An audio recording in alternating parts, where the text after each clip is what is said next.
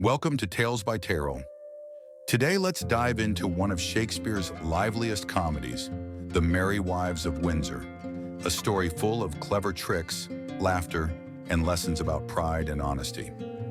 Let's begin. The story is set in the small English town of Windsor, a place filled with friendly neighbors, busy streets, and simple town life.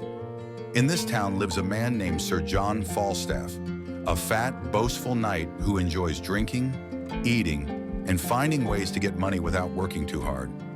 Falstaff had run out of money and was looking for a way to fill his pockets again. One day he came up with a daring plan. He decided to court two wealthy married women of Windsor, Mistress Ford and Mistress Page, at the same time, hoping to win their love and get their husband's money.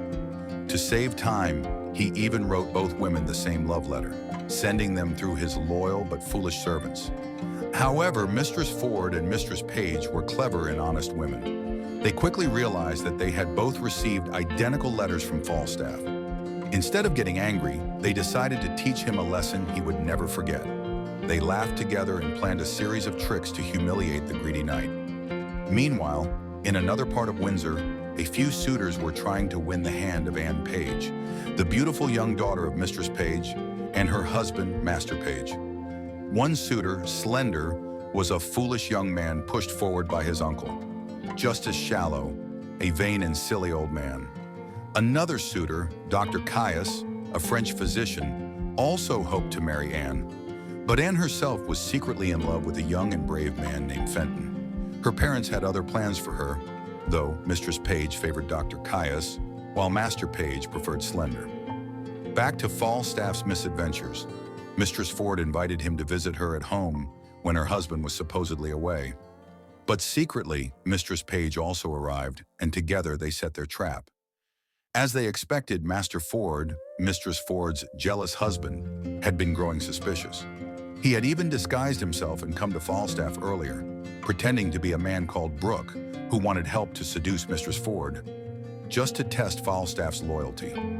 Falstaff had foolishly boasted to Brooke about his plans to woo Mistress Ford, further fueling Ford's jealousy.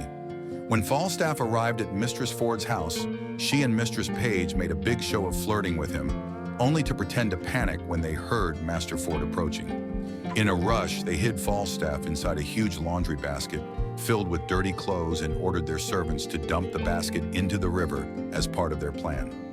So Falstaff, embarrassed and soaked, floated away with the filthy laundry. But the ladies weren't done yet.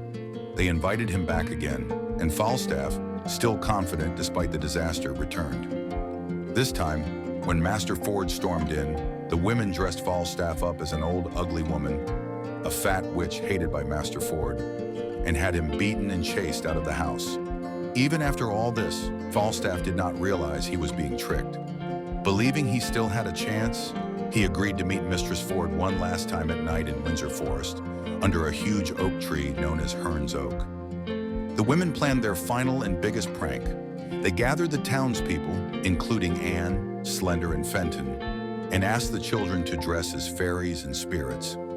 As Falstaff waited under the tree wearing horns and pretending to be Herne the Hunter, the children surrounded him, pinching and taunting him while singing and dancing.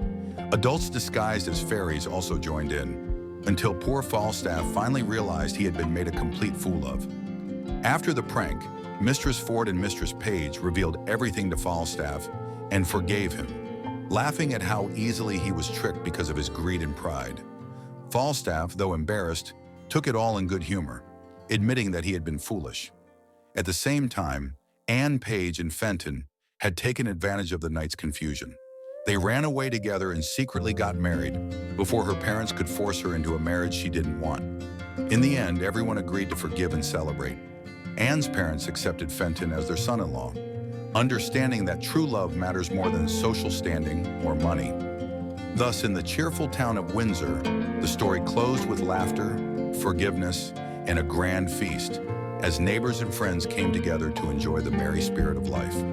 Thank you for listening to the story of the Merry Wives of Windsor. If you enjoyed it, don't forget to like, comment, and subscribe to Tales by Terrell for more timeless stories told simply and beautifully. See you in the next tale.